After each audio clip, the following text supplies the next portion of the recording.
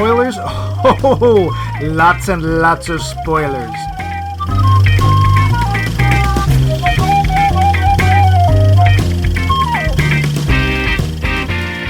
Hey, all you f***ers. Welcome to Max Mike f***ing Movies.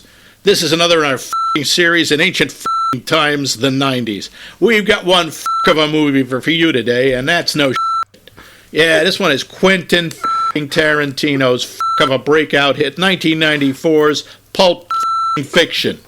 So sit back and listen, or I will execute every last one of you motherfuckers. Sorry. I kind of got stuck in Tarantino mode there. Before I get medieval on your buttocks, could you please stop that? Sorry, I will. I'm so sorry. I don't know what happens. Those Tarantino movies just do that to me. Do you have any idea how much work you just caused me? I know. You got a lot of bleeping to do. Oh, you bleep and have no idea. Yeah. Hang on. Let me finish. Yep. This is Tarantino's second movie as a director, so he only slightly indulges his foot fetish, and the one that really brought him into the awareness of mainstream moviegoers. So let's get going. I am your ultra-violent host, Max Mr. Chartreuse Levine, and over there is our own stuntman, Mike Luce. Let's get pulpy and fiction-y together. Stuntman Mike? Yeah, it's a character from another Tarantino movie called Death Proof. It played by, oh Lord. Wait, was it the Grindhouse one? Yes, it was one of the two Grindhouse ones along with Planet Yuckiness or whatever it was called. Yeah. Oh God, it was played by, and I'm blanking on the actor's name. The computer wore tennis shoes. Kurt strongest Russell? That's it, thank you. That's what you remember him for. That is what Kurt I remember. Russell, I didn't you go not right to Snake, Disney. Okay. Not Snake Plissken. I was thinking of that, or the kid on Gilligan's Island. Yo, girl, boy. How about Guardians of the Galaxy? It's Right, recent. he was in that, wasn't he? Well, the Yes. second one, yeah. He plays a character in Death Proof called Stuntman Mike. Okay. And he sort of reprises that role a little bit in Once Upon a Time in Hollywood, where he plays a stuntman, and I think his name is Mike in that too. Well, I mean, it's a good choice for names if you're going to sure. have one. Real quick, Yeah. so you said this is his second directorial, This second is- film he yes. directed. Yes. Was Reservoir Dogs the first one? That was his first movie. Yuck. Now, he wrote other movies and TV episodes and all sorts of stuff, but as far as director, this was his number two. I assume he only wrote TV stuff for like HBO because otherwise, like they couldn't film it, right? No, he did an episode of CSI. Really? Yeah. I mean, he did the dialogue too. And the dialogue, I assume they had to edit him harshly. Okay. That's apparently why everyone keeps saying friggin' in the show. How about Fark or Felgercarb? Yep, and apparently he had it up to here with these Monday through Friday snakes on this Monday through Friday plane. Monday through Friday? That was one of the ways they altered the Samuel Jackson's dialogue on Snakes in a Plane. Monday through Friday. Monday through Friday. Yep. Well, I guess it would probably match the lip movement, so whatever. Yeah, I think that's the idea. That's the criteria, is it sort of matches the mouth movement. Well, that's according to Necklace here. It's true. This man has no neck. That's right. Because you can't say dick on TV when you're talking about... Johnson, yes. Pants, I think. Anyway, I'm betting... Yes, but also there is some business, too. I'm betting there is. Yes, there is. However you came across this podcast, you can find this and many others either in your favorite podcast app, provided it's the Google or iTunes podcast app. You can find us on our webpage, maxmikemovies.com, which has a complete archive of all our old shows, plus nothing more.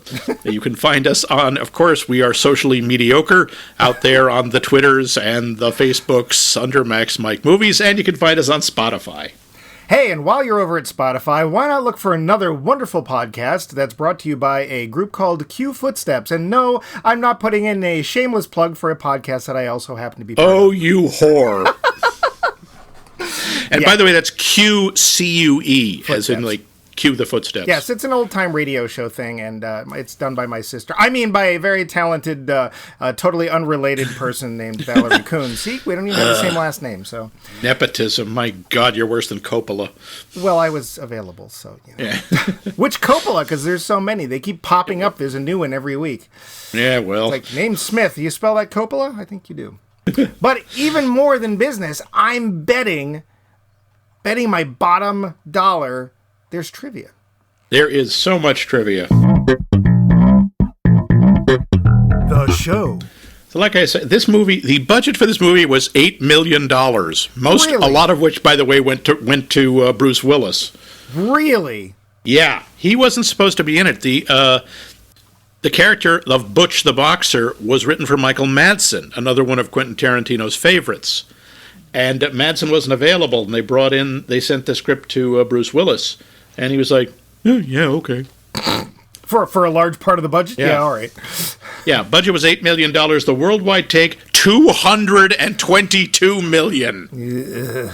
So this was kind of a big friggin' success. It also, in the 1995 Oscars, movie was 1994, it won the Oscar for Best Screenplay and was nominated for 6 others, including Picture, Director, Editing, also Best Actor for Travolta, Best Supporting Actor for Samuel Jackson, which caused some controversy. Oh, I did not know that, and I can see why.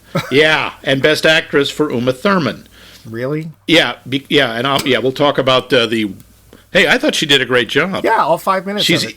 Yeah, that's the thing. I think she only qualifies as Best Actress because hers is the only female character who's on screen for more than a minute or two. Well, also, doesn't it have something to do with number of lines? Yeah, that's the thing, and she talks a lot. It's easy to qualify for best whatever in a Tarantino film because if you have one line, you have 50. There's a lot of talking in Tarantino. Oh, yes. We'll get to that. Get to that. Apparently, Uma Thurman turned down the role of Mia Wallace initially, and Tarantino was so desperate to have her that he actually called her up and read her the script, the entire script, over the phone. And I guess just to get him to hang up, she agreed. And I have to wonder, is it like her or is it her feet? Yeah, he does like her feet, as we get a lot more of that in the Kill Bill movies. Yeah, anyway, go ahead. Yeah. The car that we see Vincent Vega and, for a while, Jules driving around in is a 1964 Chevelle Malibu. Ooh. A Chevelle. Yeah. And that was actually owned by Quentin Tarantino. And during the film production, it got stolen. Good. In 2013, you dig, almost 20 years later, a cop saw 2 kids stripping an old car. He arrested them, looked up the owner of the vehicle. He found that the VIN, the vehicle number, had been altered. And it turned out it was Tarantino's stolen car. The owner had just bought it recently and didn't know it was stolen. Right. Yeah. Yay. I mean, it's not the same as that Oldsmobile that Sam Raimi has, but... No. And one day, the Chin will find that car and he will destroy it. He has vowed to do so. Do not challenge the Chin of Bruce Campbell. No. It is a force to be reckoned with. Speaking of Michael Madsen, in Reservoir Dogs, he plays Mr. Blonde. Do you remember what his real name is? No. Or his character's name? No. Vic Vega, who is apparently he is supposed to be the brother of the character Vince Vega. Ah. And Tarantino was even working on a spin-off film called Double V Vega, which was a prequel to both movies. And the film was scrapped because both of the actors had gotten too old to play younger versions of themselves. I'd say that at this point, Travolta's already too old to play. Yeah. The F word, or F-bomb, is used 265 times in this movie. 295 times if you count the opening of this show. Well, yes. In the diner, now there's a reference in the diner sequence, or I wouldn't really call it a diner, in the restaurant Jack Rabbit Slim's, where Vincent and Mia go for dinner. There's a reference I bet a lot of younger audience members did not get and really don't get now. Yeah. The waiter, who is played by Steve Buscemi, by the way, in case you didn't spot him. I was like, after a while, I was like, wait, that voice. And he's like, he never looks up into the camera. It's like, I got to look this up. Oh, it is him. Okay. Yep, it was him. He's another beloved actor of Tarantino's. He was Mr. Pink, wasn't he? Yes, he was. Okay. What are you complaining? You got a cool name, Mr. Blonde. Who wants to be Mr. Pink? And he asks, when Mia orders her $5 milkshake, he asks if he wanted Martin and Lewis or Amos and Andy. Did you get that reference? I didn't, I didn't even hear him say it until you just said that, and I suddenly now understand what it means. It means vanilla and chocolate. Right, because Martin and Lewis, that's Dean Martin and Jerry Lewis, both white, and Amos and Andy was a famous radio show, later a TV show, starring two black men. So, yes, it's vanilla or chocolate. The kid who plays young Butch in the Captain Coons speech. Yeah. That is a young man named Chandler Lindauer, who went on to be a young man named Chandler Lindauer. And the kid was about 6 or 7. He had to sit there. He had absolutely no idea what Walken was saying, including the swears. That's why when you cut to him, he looks so puzzled. He has no idea what's happening. He does that very well.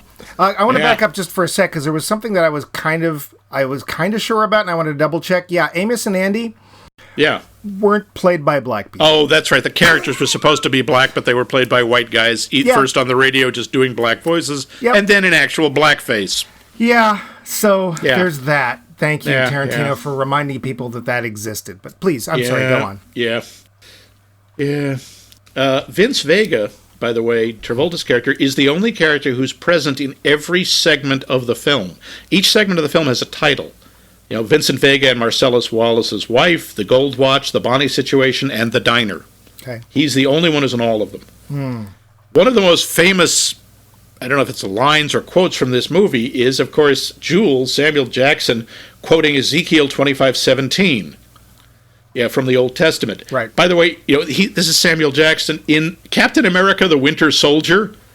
When Nick Fury is standing by the headstone of what is supposed to be his grave, the marker says, "The path of the righteous man," Ezekiel 25:17. Yeah. Now, the actual quote from Ezekiel 25:17 is, "And I will execute great vengeance upon them with furious rebukes, and they shall know that I am the Lord when I shall lay my vengeance upon them." That's it. That's all of Ezekiel 25:17. All that other stuff, where he's talking about the righteous man and this and that, that's just that's Tarantino made that up. He just stitched together some other biblical phrases. So what you're saying is that Tarantino has improved the Bible. Yep, additional dialogue by Sam Krubish. He rewrote the Bible. Who's Sam Krubish? That's a really deep one, folks. Yeah, Robot Monster, ladies and gentlemen. No, was it Robot Monster? Sam Krubish is actually from a Warner Brothers cartoon. Oh. Because you're William Shakespeare. Oh, that's right. No, I'm not. I'm Sam Krubish. Sorry. Yes. Tarantino wrote the character of Winston the Wolf specifically for Harvey Keitel. And I don't know who else could have done that part. He just knocks it out of the park. Wasn't Winston Wolfe the villain for Slappy Squirrel? I didn't think the first name was that dignified. Maybe it was Winston. You go ahead, I'll look it up. You look it up. The parts of Honey Bunny and Pumpkin, the somewhat inept diner robbers, were written specifically for Amanda Plummer and Tim Roth. Jules, Sam Jackson's character, was originally supposed to have a gigantic afro, but a crew member brought in a bunch of different wigs, a whole bunch of afro wigs, and one Jerry curl wig. And Tarantino had never even thought about using a Jerry curl wig, but Sam Jackson tried it on, and Tarantino liked it, and it was kept. Huh. Yeah. The dance that Vince and Mia perform at Jackrabbit Slim for the Twist contest, it was copied movement for movement from the dance performed in a Fellini movie, 8½, by the characters Gloria Moon and Mario Mezzabotta.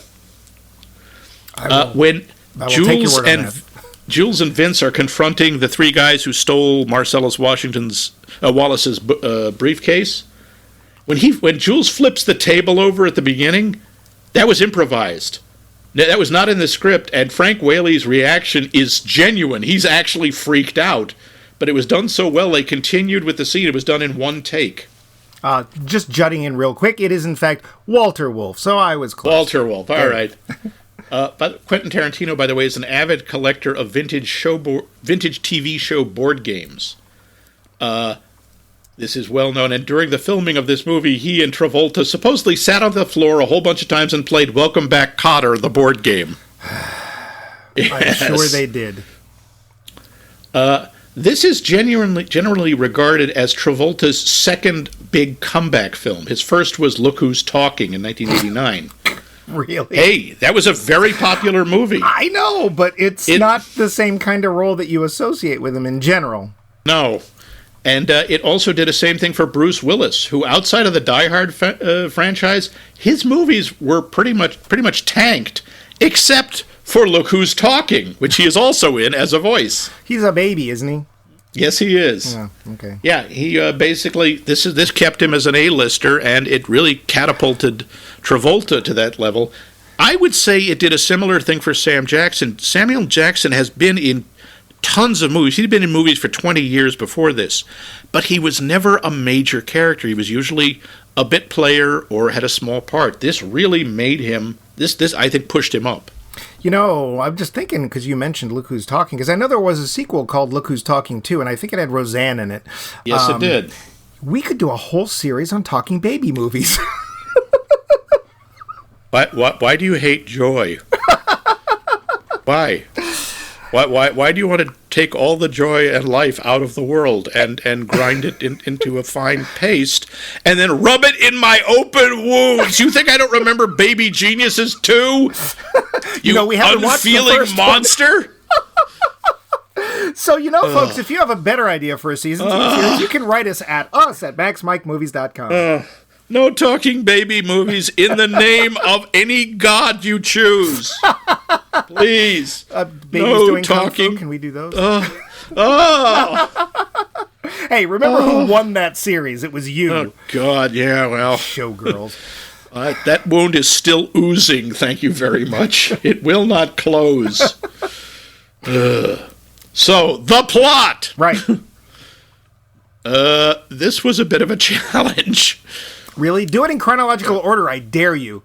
No.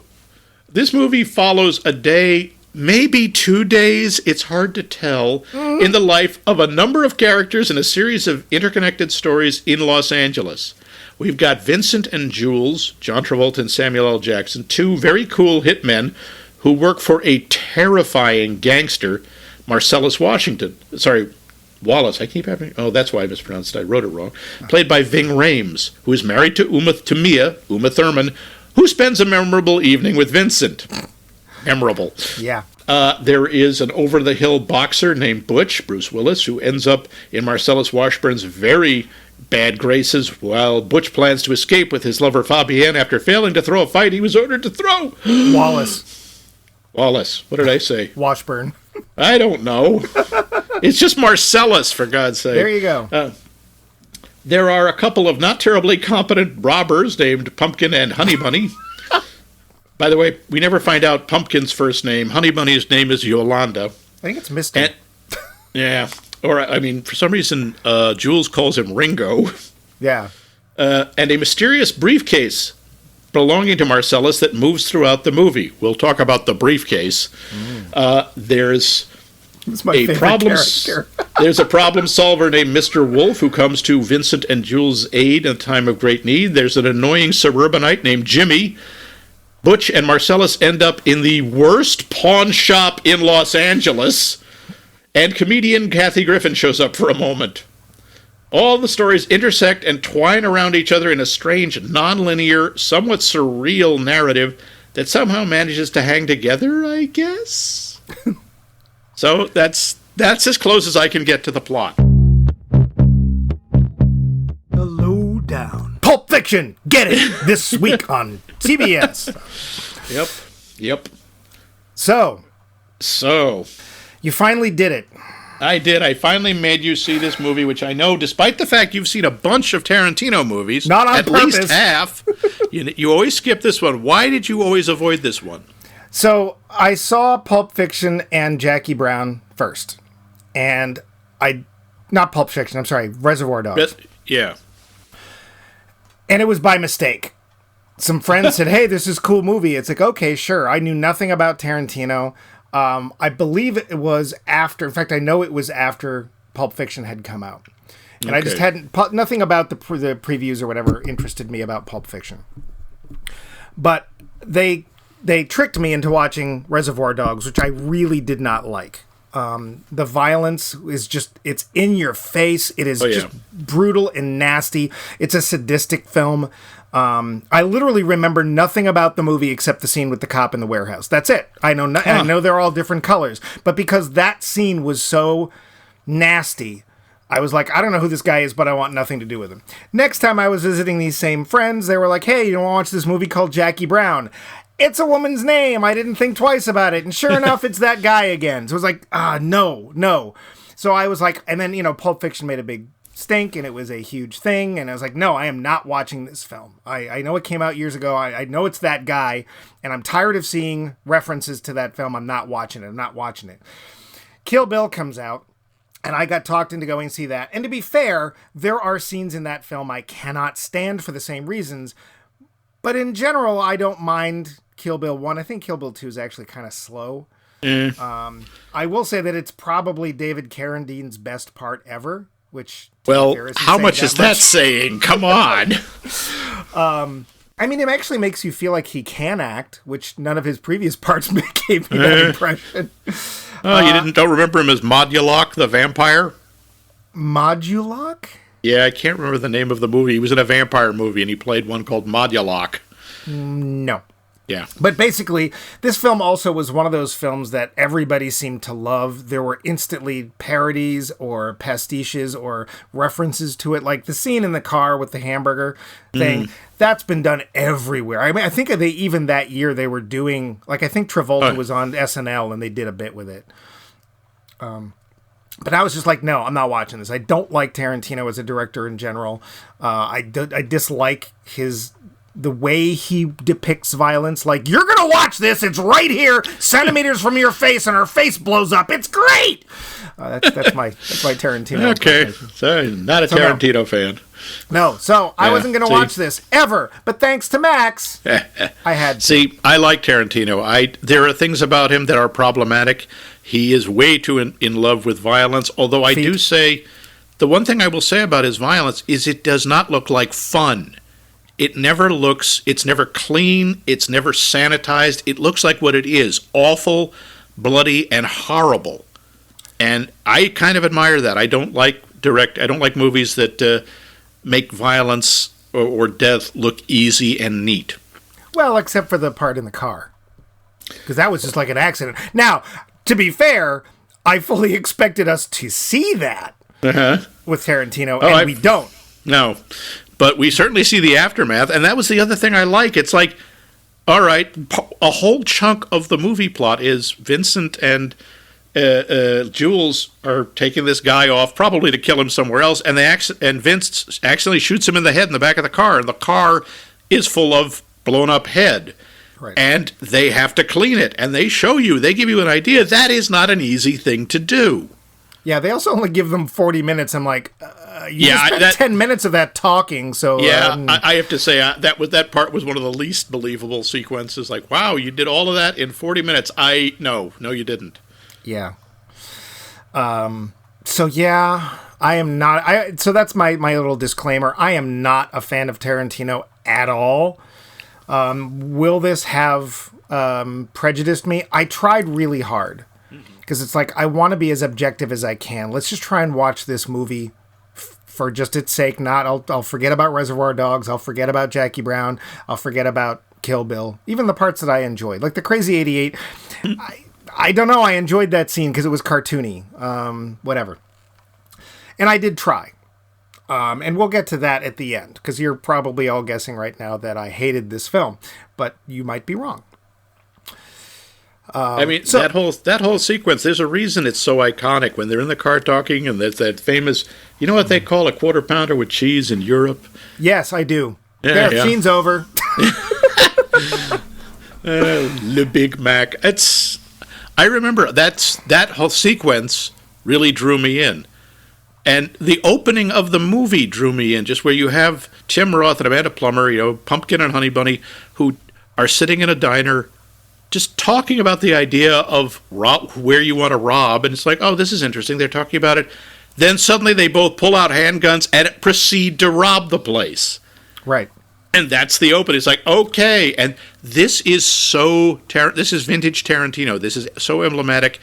Long sequences of people talking, usually just two, but sometimes three, talking, suddenly followed by very fast, very violent action sequences. And this is all over this movie. Oh boy, is it. My first note is, opening scene in diner, talkie, I can feel the script.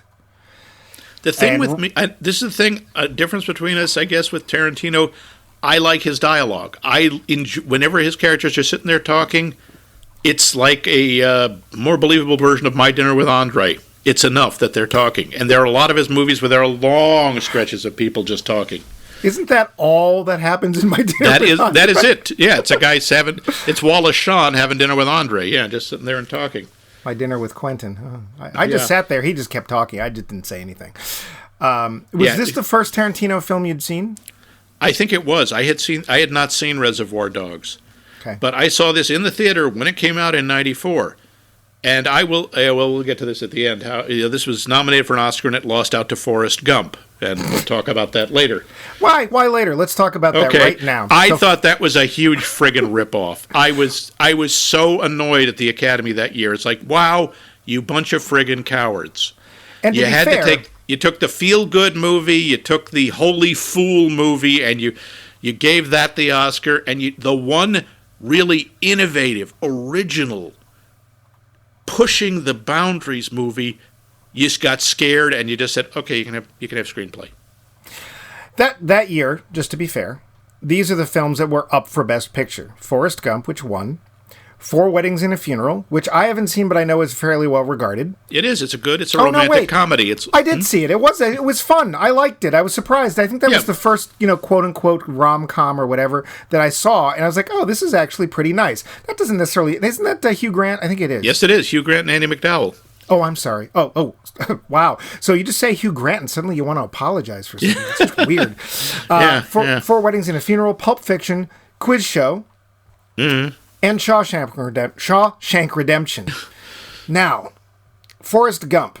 I enjoyed Forrest Gump. Do I think it was Best Picture? Probably not. At the time, I enjoyed it. Later on, there came out to be some problems with it. Like, hey, look how you can rewrite history and people believe it. Uh-oh. It was Tom Hanks. People like Tom Hanks. It's fine. I think Tom Hanks did a great job. I think his performance was good. I did not have a problem with his winning Best Actor. Even Sally Field did fine. She didn't do her. That wasn't her year of. You like me. You really, really like me. No. She did a nice job as Mrs. Gump. But I can understand why you would be upset. Quiz Show. I remember liking the movie. It is not Best Picture. No. Was it worth being nominated? Probably. It's fine. It's all right. I don't remember what it is, but Shawshank. Shawshank is a terrific movie. I would not have objected as much if Shawshank had beaten Pulp Fiction, although I think Pulp Fiction's a better movie. So Forrest Gump is sort of the Tarzan of the music category from a few years later, when Tarzan won against Blame Canada. And Amy Mann. Yeah, and Amy Mann. So I would have, of those five films, I would have chosen Shawshank. Yeah. Not least of which because it's one of the few adaptations of a Stephen King novel that's actually really, really good. It's a terrific movie. I think I would have chosen Pulp Fiction, and it just really annoyed me about Forrest Gump. Yeah. That's a whole other show. There. Now we get it out of the way. Yeah, yep. Now, the sequences, the intro sequences with Jules and Vince, I really like. I love the chemistry. I love the way they talk. And I also just love how menacing Sam Jackson is as Jules, even when he's being really friendly. And do you mind if I sample your tasty beverage? Right up until he asks somebody a question, and one of the Phil Lamar's character, I don't remember his name, starts to answer, and he just turns around and roars, "I don't remember asking you a goddamn thing." And it's like, wow, I would have pooped my pants. Yes, even the actor, as if I was on set, I would have pooped my pants at that point. That was Phil Lamar? Yeah. So Phil Lamar is a very under-heralded actor. He didn't do a lot in front of the camera, but he does amazing voice work. You may know him better as Samurai Jack, among other characters. You will have heard him in some cartoon. My main thing I remember him for was he was on Mad TV. Yeah, Phil Lamar is great. I really like him, especially as a voice actor. But he's under-heralded. But anyway, I agree with you on Samuel Jackson. I don't want to meet him. No. He's probably a very nice man. I'm sure he is, but he also is. I bet he can be really terrifying when he wants to be. Yeah, like I met Tommy Lee Jones once. Believe it or not, Tommy Lee Jones came into the comic book store I was working at. Well, sure, because that's what I think Tommy Lee Jones, I bet he hangs out in comic book stores. Sure. No, he actually came in to buy something for his then 11-year-old son. It's when he was filming Blown Away, that brilliant bomb movie from, that really took place in wicked Boston, all over the place here in Boston. It was wicked good. I mean, they did shoot it there, to be fair. But the best part was, this is going off topic, but there's a sequence at the end where there's a car chase during the July 4th concert at the Hat Shell. Oh, and Lord. Everybody in the theater, when I saw that film, was laughing their ass off because it's like, there is nobody speeding anywhere during that concert. Yeah. Anyway, so Tommy Lee Jones, he has a presence about him, and it's not just on screen. He is instantly somebody that when you meet him, you stand a little straighter, and he is taller than you. And I'm 6'2", and he's taller than me. And he is somebody you call sir. You just do. I don't call anybody sir, but I called him sir. And Samuel Jackson, I don't think I would say anything. I would stand there and hope he didn't notice me. I'm sure he's a very nice guy. I just was like, no, I'll nod. I'll go get you a tasty beverage, but no. He is so much more. I'm sorry. He is so much more an interesting character than Vince, than John Travolta's character. And it's not just because, what is the deal with Travolta's hair in this movie? It's an inappropriate length, and it's greasy. It looks so odd, and it looks so bad on him. I don't know what and that had to be a choice, because I'm pretty sure that was a wig. But I don't understand that choice. Why would you make... Because he looks like... It looks inappropriate for the era. It looks inappropriate for his face. It's just wrong. And then guys started growing their hair longer, and we got greasy ponytails, and the 90s just was... Yeah. One of the other things that I have to say I really like about Tarantino is his soundtracks. I loved the soundtrack to this movie. This is one of the first, I think, soundtracks I bought on CD to a movie. Because I like 70s music too, and, we get classics like Son of a Preacher Man and Teenage Wedding, which I think is a little older because I think that's Chuck Berry. And I think Preacher Man might even be 60s. Really? That's Dusty Springfield, yeah. And the Statler Brothers doing Flowers on the Wall. I'd never heard that song before. Oh, and really? For some reason, I'd never heard it, and it just grabbed me. So, of course you liked it because you're supposed to. And this is one of my negative points about this. This film is trying so hard to be cool. Everything about, look, and there's some references, and there's actually one I'm surprised you didn't know or make note of in the trivia, because he's like, here's a deep reference no one's going to get. It's like, I know where he's going. And then you brought up the milkshake. It's like, no, that's not what I thought you were going to go at. Were you thinking of the Durwood Kirby burger? Nope. What? Did you catch the Flintstones reference in this? I remember there was I don't remember what it was, but I know there was a Flintstones reference. It is the only visual, honestly, animated reference in the entire film. There is this one point. When Mia draws the square. Yes, and that is a reference to when Fred Flintstone became Hi-Fi. Oh, that's right, and everyone was just, and no one would say the word. They did the same thing. They made the square, and it appeared in the cartoon as a dotted, lined box, and they referenced that. That is a very strange moment in this movie. It is. Because it's out of nowhere. Literally, Mia is saying to Vince, don't be and she draws a square in the air, and you see animated dotted lines form a square. That is the only time in this movie there is anything even resembling animation. Right. And it's kind of jarring. It is. But, so the other things, they go to that 50s restaurant, which, let's face it, that place is trying too hard. Right? I guess I have to say, I cannot decide if that is either the most horrifying restaurant I've ever seen or one I would eat in every day for the rest of my life. I have this feeling that the food's terrible. I wonder, although he says the milkshake's really good. Yeah, but it looks like Johnny Rockets. Yeah, and it does. It looks very much like Johnny Rockets. In its heyday, the food at Johnny Rockets was actually pretty decent, but as most of those themed restaurants, it got a little too old and they stopped caring and blah, blah, blah. But, like, the soundtrack is like, hey, look how cool this is. The 50s restaurant. The fact that Uma Thurman, what does she have for a stereo? Oh, she has a reel-to-reel tape deck. Okay, okay. Just everything felt like it was trying so hard. Look how cool this is. Yeah, Quentin, just calm down. And then, of course, there's this one giant, and I have to say, this was a huge mistake, and I'm sure he does this very often. Quentin shows up in his own film. Oh, he does like to do that. He originally was going to play the drug dealer, Lance, but he decided that Eric Stoltz would do a better job.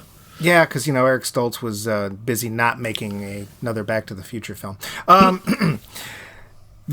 He also just can't act. I'm sorry, but it felt to me like when we got to that scene where he's playing a part and he's reading his own dialogue, which quite honestly he doesn't do very well. It felt like, well, I want to be with all these cool people doing cool stuff. I'll make a cool movie, and then I get to be in it. The character of Jimmy doesn't work that well, although I do like the fact that when Mr. Wolf shows up, even Jimmy realizes, I have to be polite to this person. Yeah, the character's fine, right? The idea of there being this guy who lives in the suburbs who also has his own connections, but he's like, he obviously kind of owes Jules a favor from somewhere, is fine. And the fact that he's afraid of his wife, I think, is awesome. But Tarantino, it's just, it's like suddenly it's like, well, look who you're surrounding yourself with. I mean, John Travolta can do a good job in some films. He also does a terrible job in other films. Although, to be fair, I think what was the Dianetics film? Battlefield Earth. Nobody did a good job in Lord. that. But you got Samuel Jackson. Like there's somebody I wouldn't want to act next to because I'm just going to leave now because you can act for both of us. Yeah, he is clearly much better. And then Harvey Keitel shows up, and it's like, really? These are the people that you, as not an actor, want to act with? Because, Unfortunately, that also works against Travolta, I think, in those scenes. Yeah. When Harvey Keitel and Samuel Jackson are there, both Tarantino and Travolta seem to fade into the background. Yeah. Because both of those actors, especially, and Keitel does such a great job with that sort of calm, that weird leashed, and you know that Mr. Wolf, under all of that, is someone to be afraid of. Well, he was also in Reservoir Dogs, wasn't he? Yes, he was. And Harvey Keitel can also be incredibly scary, which, considering he's not, I mean, Samuel Jackson is a towering man. He's very tall and physically imposing, and Harvey Keitel is not. And yet he still has at least as much presence and is just at least as intimidating. Well, here's a question I didn't even write down, but of the two characters, who are you more afraid of, Mr. Wolf or Jules? I would say Mr. Wolf. Me too. Because, Mr. Wolf, Jules might lose his temper and shoot at you. Mr. Wolf would get mad, stay calm, and take you out at his leisure sometime in the future. Yeah, you just don't know. And he would probably do it in some horrible way. Yeah. Oh, no, you never want the calm, calculating guy mad at you. And the remarkable thing about Mr. Wolf, and we're jumping ahead a bit, but who cares? So does the movie. Yeah. Yeah, Mr. Wolf he doesn't really do anything that impressive. Although I do still like, it's a 30-minute drive, I'll be there in 10. Not so clearly he can rend the fabric of space and time. Yeah. But he's just, okay, here's how get cleaned up, clean this up, get some towels, get some linens. And the main thing is, it's not what he comes up with, it's the fact that no one will contradict him. Right. I mean, Vince at one point I still couldn't believe he says, please would be nice. And I was just like, oh, he's dead. Yeah, my first thought is, well, goodbye, Vince. Yeah, and you can see later. Jules moves away from him when he says that. He's like, he looks at him like, I don't believe you just said that. And he steps back like, I don't want to be in the line of fire. I wonder if that was some sort of weird foreshadowing. It might have been. Although, I don't know. We'll get to that. I think there's other stuff about that. Well, it's something I'd like to get to if we can, because sure. I'm worried about running out of time. And this is a big thing. The briefcase. Yeah. So, when you saw the film yeah. at 94, because you, of the two of us, Yep. obviously, you saw it when it came out. I did. First of all, was your attention drawn to it like, oh, I wonder what that is? And did you wonder and or come up with a theory as to what it was? For those who didn't see the film, there's a briefcase that the two main characters are carrying back to their boss. We never see what's in it, but it's opened twice, and both times there's sort of a golden orangish light that is seen coming out of the case. That's it. And nobody says what it is. The closest is Pumpkin looks in and just says, it's beautiful. Right, that's it. So when you first saw the film, was your attention grabbed by that? Absolutely. Quite honestly, okay, so it's a MacGuffin sort of. It is definitely a MacGuffin. No, it's an absolute MacGuffin, because it has nothing to do. What's in the briefcase has nothing to do with the plot and doesn't advance anything. That's the definition. Right. In fact, Tarantino said it's just a MacGuffin. Okay. So, but you didn't know that at the time, obviously. No. You saw the film and nobody knew blah, blah, blah. So, when you saw that, you're like, what's that? Did you start formulating a theory? I did. And it was a dumb one. And it was based only on one thing, and that is the combination that opens the briefcase is 666. Okay. And I think it's his soul. Whose? Marcellus's. I think it's his soul is in the briefcase.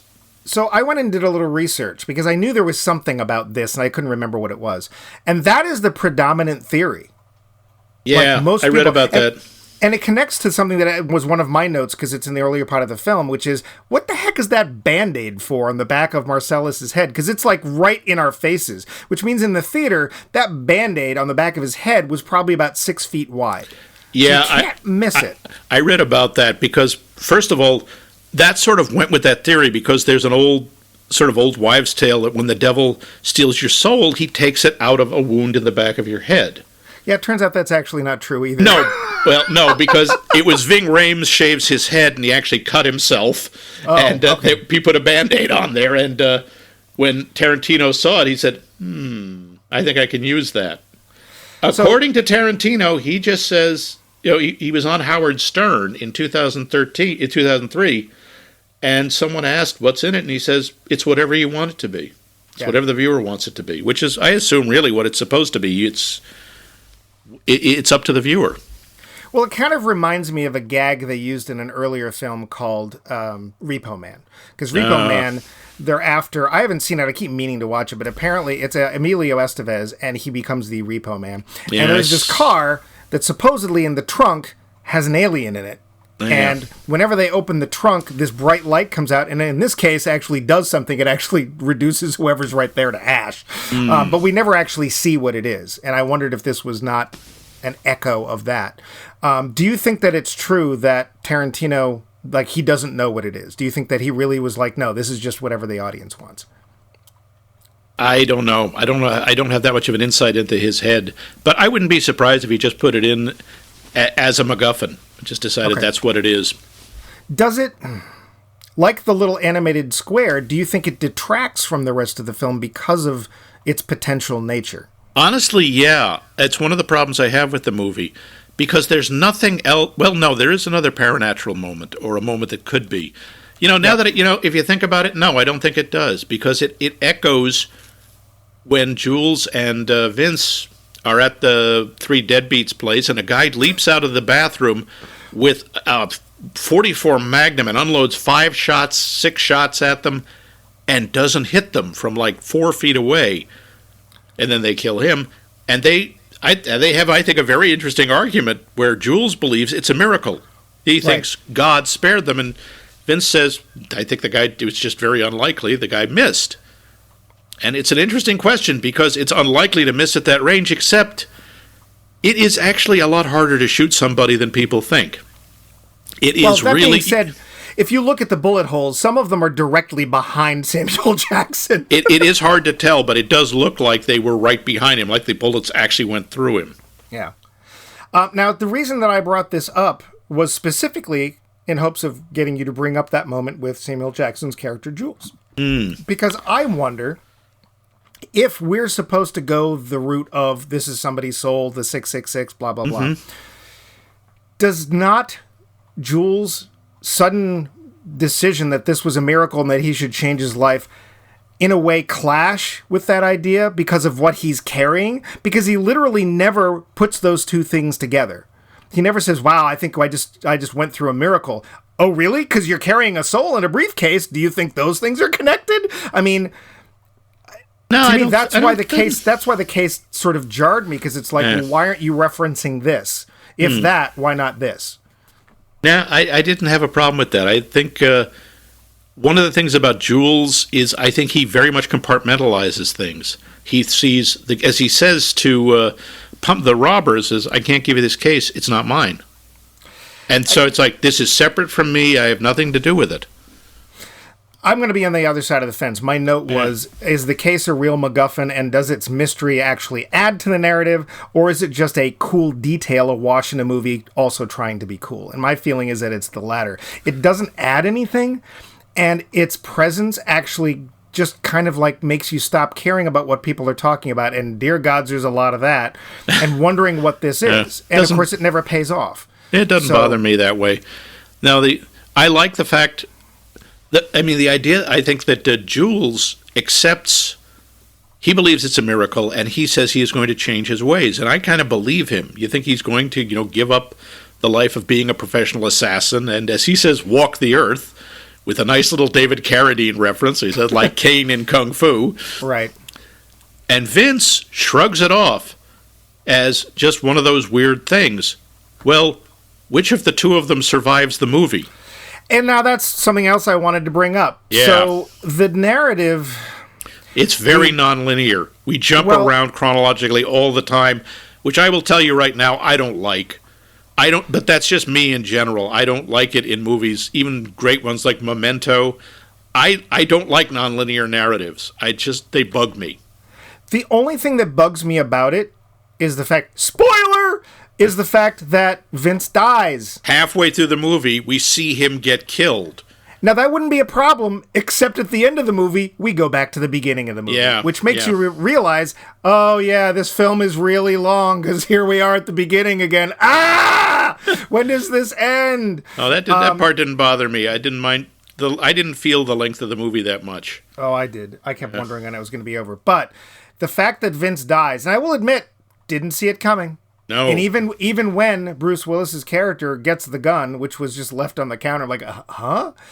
I assumed that Vince was going to pull something else out of his butt, and that Bruce Willis was still going down. And it's like, wait, Butch makes it out of the movie?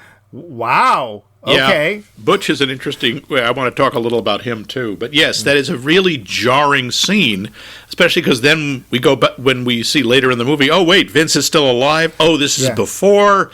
Huh? Like, I would actually have been more happy if there had been something where Vince talked his way out of it. Like, hey, Wallace is already after you and blah, blah, blah, blah, blah, and somehow he lets Butch go and whatever, and then we can continue having Vince in the film. I would have understood that better than him dying, and then it's like, oh, it's almost like Tarantino's like, oh, but I like this character. Well, we'll go back in time, and that way we can have Vince back. And it's like, it is jarring. I don't care for that part either. Butch's character. Yeah, Butch's whole storyline is interesting, because I'm not sure if we're supposed to like him or not. That whole sequence where we see he's having a dream where he's a child, and Christopher Walken, which I am sorry, Christopher Walken talking to you as a small child would scar you even if he was talking about his favorite flavor of ice cream. Well, and of course, what does he show up to do? It's like, hey, kid, here, have this watch. Hey, guess where it's been? See, I kept this watch up my ass for 2 years in a prison camp. He is walking all over the place. By the way, there is a moment where he stops, where he pauses, and then keeps going. That was not intentional. He forgot his line. But with walking, you just don't know. And then he remembered it and kept going. And Tarantino thought, this seems very natural. I'm going to leave it in. That whole sequence, I was like, why are they doing this? It was so strange. I mean, it's absolutely spellbinding, by the way, and not partly because of just the way Walken delivers it. There's another guy with intense, if disturbing, presence. It's only a Diver's Watch book, Rogers. Because that's what he's there to do. He was in a POW camp in Vietnam, outside of Hanoi, apparently, with maybe he was in the Hanoi Hilton, they don't say, with Butch's father, and the watch was handed down from grandfather to his father, and handed. Yes, and he basically, that watch has been up somebody's ass for 7 years. And here you go. It looks great. It's like, I really am glad this kid doesn't understand what's being said to him, because otherwise he would never touch that watch again. That scene was just like, why is this here? Okay, we have to know the importance of the watch, and it helps us understand why honestly, if he'd just come back with the watch, this is all that's left of your dead dad, kid. Sorry. That would have been enough. I don't think he needed to tell the kid where the watch had been. But again, I appreciate it because, like I say, it is spellbinding. I give Walken some reason for being in the movie. I just think it's really interesting, and by itself, it's a whole story there. It's like there's a whole other movie in that one scene. And then we have, he's apparently, double-crossed Marcellus because he agreed to throw a fight, got a lot of money, and then bet on himself. And he's got to get out of town fast. And well, part of the problem is he killed the man. He didn't know that, but he ended up killing his opponent in the ring. That's the other thing. Are we supposed to like Butch? Are we supposed to like anybody? Seriously. Yeah, well, I kind of like Jules, even if he is scary. Because this is something that Tarantino does. He only likes the worst in humanity. That's just his thing. He only likes the worst. So your best protagonists, candidates are the hitmen, right? And they're hitmen, and we see them kill people. Professional murderers, and they have no remorse about it. Although and then they go get a $5 shake. Yeah, no, it's true. Tarantino does not give us a lot of likable people. Well, he gives us likable in some ways, but he does not give us good people. Yeah, they're all terrible. I mean, good Lord, everyone's either on drugs or Mia, who seems to be one of the few innocents. She's a coke fiend, and she has got to know who she's married to. Right. She is not, she's not stupid. She must know that she is married to an unbelievably dangerous, violent man. Although they're never in the same scene together. Yes, they are. He's on the phone at one point when Jules is calling him to send Mr. Wolf. Mia is there. It's just she's hard to tell because she's wearing a bathing cap and sunglasses. Right. She has no lines, right? But she is there. So we don't know if they have any chemistry because we never see any. And Butch also. I mean, his girlfriend I think is adorable, if kind of weird. The little French girl Fabienne. Oh yeah. I didn't know where she was from either. It's like, where did you come from? You're in the wrong... She's like the only nice person. Like, she's sort of... I think she wandered in from another movie. And their relationship baffles me. But although he does seem to adore her, he also has a horrific temper. Yeah. But and then we only see him throw something at her. We don't see him beat her, which is I guess, faint praise. But and you get the feeling he probably has never actually hit her because she looks so terrified by his temper. Right. That it's not like it's something she's used to. So, kudos to him, I suppose. And then that whole sequence with him and Marcellus where they just run into each other literally randomly on a street corner and he rams into him with his car. Yeah, what is Marcellus doing going out and getting his own lunch? I have no idea. No idea. That made no sense to me at all. It's like he literally has a box of food with a drink in it. Yeah, don't know. And it's sort of like that scene in Psycho. When Janet Leigh is she's got the money, she's leaving town, and it's waiting at a red light, and it's oh dear God, there goes my boss walking. I'll just hide behind my glasses. Yeah. And then they have this really odd chase scene. And by the way, when I mentioned Kathy Griffin, the comedian, she's the one who helps Marcellus get up and is saying, "Look, I saw the whole thing. If you need me to tell the police," and then he pulls out a gun and she just goes, "Okay, no," and walks away. And then somehow our two characters, Marcellus and Butch, end up in the Deliverance pawn shop. Yeah, oh my God. That is one of the most disturbing sequences in the entire movie. Yeah. The first time I saw the GIMP, that freaked... I had never heard of anything like that. I don't even know if they coined the term or if that was, was that a thing before them? It's just a gimp BDSM. suit? I mean, it's a thing. Yeah, it's a thing. People do that. I was like, what? Have we wandered into a superhero movie? Is this some kind of supervillain? Yeah, and then all he does is like laugh. He cackles. Yeah, he just sort of giggles. And then Butch manages to either put him out or kill him. I can't tell. I don't really care. I think it's hard to tell. I mean, he's a professional boxer. When he hits someone, they stay hit. Then he goes up. And why does he? This is a question I was curious about. He can get away. He leaves Zed and Maynard down there to, play Deliverance with Marcellus. They're apparently, in the screenplay, they're brothers, by the way, Zed and Maynard. Sure. Yeah, why not? And, apparently this every pawn shop in Los Angeles has a BDSM dungeon in it and a guy in a gimp suit. Yeah. He gets away. He breaks free from his chair. He beats up the gimp, and he leaves. And then he turns around, he picks up a katana, which I was so hoping this time I would look at the mark and see it was a Hattori Hanzo. It was not. Yeah. But first of all, it's apparently a real katana. I don't know what they were doing with that in a cheap-ass pawn shop. And he goes back and saves Marcellus. Why does he do that? My feeling is he's looking forward to the future. He's like, look, I'm going to get away. I have a plan, but let's face it, this guy has got reach. Although apparently not reach enough to get his own takeout, but whatever. But he would assume he would be killed. There's no way they would have let him live after that. If he'd left, he must have known Marcellus would die. If Marcellus somehow didn't get out, but did Marcellus already put out the word on him? Yeah, that's why Vince was waiting at his apartment. Right. So my feeling was he did it because, look, I think I've actually got an opportunity to clear my name and get the money.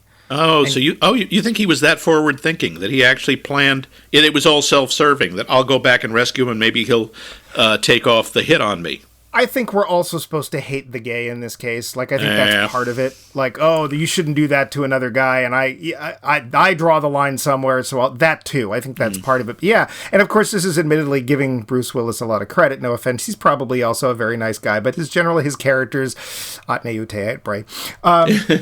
And so, yeah, that's what that was my interpretation. Was just like, that's horrible. I shouldn't let that happen even to him. And hey, I might be able to get something out of this. So that's. But you know what? Okay, yeah. We could go on, but we shouldn't because it is that time. Yeah, true.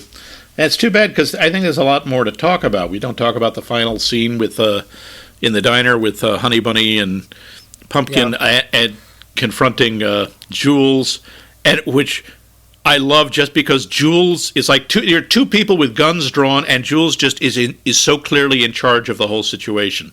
Yes, he says normally you two would be dead, and you absolutely it's like of course they would. It doesn't matter that they technically have the drop on him. If he wanted to, he'd kill both of them and not even break a sweat. Right. Yeah, but yes, you are so. The roundup. Despite your dislike of Tarantino, what did you think of this movie? So here's my faint praise. I didn't hate it as much as I thought I was going to. Okay. It is ridiculously talky. Oh, dear gods. It is. Everybody's got a goddamn story, and everybody's got to tell it. Everybody. And in fact, for me, the script, one of the problems of the script not only being talky, I think you could give nearly anybody's lines to any actor and they would be able to deliver them fine because they don't sound distinctly like different people. Oh, I don't know about that. I don't know. This is my opinion. Yep, true. He does not know when to shut up. Tarantino is in love with his own voice, and he's in love with the idea of having really cool stuff. I want to make cool stuff, sometimes to the point of the detriment of the narrative. So as we both discussed, the fact that Vince dies in the middle of the movie is just like, wait, what? And you're not like, when am I now? I don't know. There's some strangely bad filmmaking in this. Every scene at night in a car looks terrible. There are scenes when they're sitting at a red light and the film in the back, because it's obviously just a fake car in front of a screen, is jiggling. It's like, really? This is 94. $8 million budget, remember? Yeah, but other people have done this. Like, they've done this in TV that looks better than this. And I was just surprised. It's like, this is shoddy. This is like actually, I'm noticing the fact that you're doing a backdrop screen. Like, this is a process shot. It's terrible. Some of the acting is great, because I don't even know if you can make Harvey Keitel bad. Same thing as Ving Rhames. We only see the back of his head for most of the film. But Ving Rhames, Ving Rhames does great. I would say for Travolta, it's one of his iconic roles for good reasons. He's actually pretty good in it. Yeah. Samuel Jackson actually, to me, starts out kind of clunky, but then he's Samuel Jackson, so you just don't care, right? Because he becomes much better. It's almost like that first scene, he's just not quite into the groove. But it's Samuel Jackson, so eventually he's fine, and it's great. Uma Thurman's there for 10 minutes. She's fine. Tarantino's awful. The violence is not nearly as in your face and just awful as it usually is, which I will give it credit for. I can totally see why people like this movie. It gave you and me way more to talk about than we've got time for. So I understand why people like it. I personally, again, the pacing is off. It felt very long to me. I was waiting for it to be over. I didn't understand the timeline. I just think it's trying way too hard to be cool, and it's what Tarantino does, and that's me. But you love this film. I like this film a lot. I don't know if I love it. I think it holds up very well. I don't mind Tarantino's talkiness. There are movies where it doesn't work. I think it works fine with him. I think he has a real handle on language, and the stories his characters tell, I think, are always really interesting, and I want to hear more. The byplay between Uma Thurman and John Travolta, I love their chemistry. There's sort of a barrier between them, but they're very comfortable with each other, and you wonder what would have happened in different circumstances. I thought that was really well handled, and I think part of that was the acting. Well, there's a really good scene of him in the bathroom basically talking him out of doing anything because he knows he really wants to. Mm-hmm. And I thought that was actually really cool, because we're all sitting there going, we know he's dumb enough to try something. Don't do it, because you're going to die sooner than we thought you would. Yeah. Yeah, and again, that whole sequence where she has the heroin overdose, which is, again, one of those scenes that's just out of left field. It's like, oh my God, this whole sequence just took a really hard right turn, which I think Tarantino's really good at. He's very good at subverting expectations. By the way, I checked. Shoving an adrenaline needle into someone's heart is something that can be done in the case of a heroin overdose if the heart has been shocked into atrial fibrillation by the heroin. So real quick, I don't know if you know this, because your drug knowledge is probably about a second longer than mine. So he's got some apparently amazing heroin. Now with heroin, we see him earlier, he actually heats it up and melts it. Yeah, that's how you're supposed to do it, and then you inject it. She snorts it. Now, that's obviously something you can't do with heroin? That is extremely dangerous to do. Okay. Heroin is not supposed to get into your system that fast, and it just destroys your nasal cavities. Oh, no. That will kill you. Okay.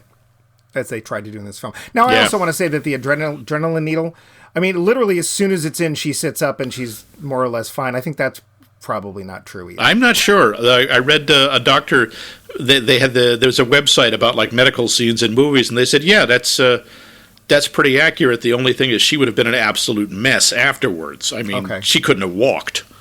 Oh. All right. Good things you want to say about this? Again, I like his casting choices a lot. I thought the filmmaking was really good. I thought the one thing that doesn't hold up as well is the first time I saw the movie, the tension is much higher. When Bruce Willis is going back to his apartment, when he's in the pawn shop, you don't know what's going to happen.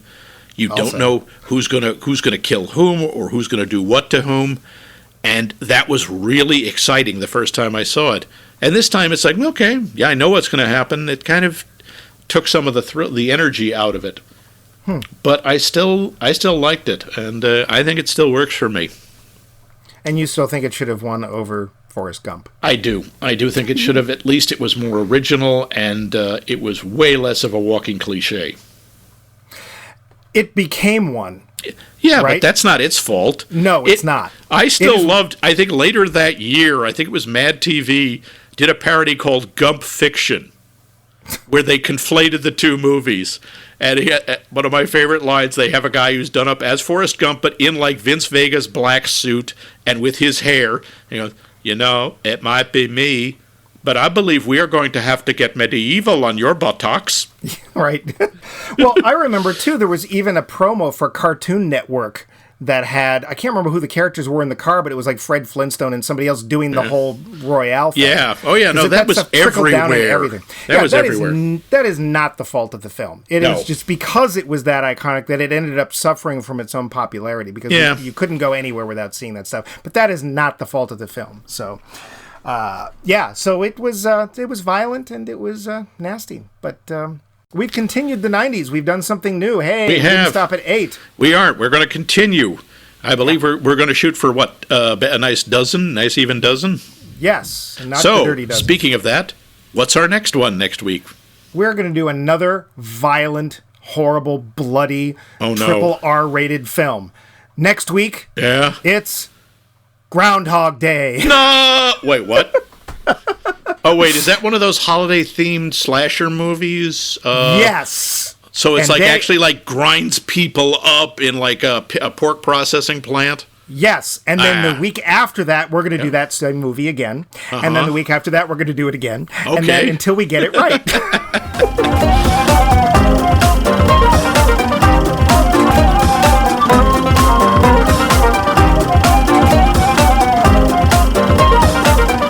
This has been a co-production of The Voice of Max and The Movie Wrench.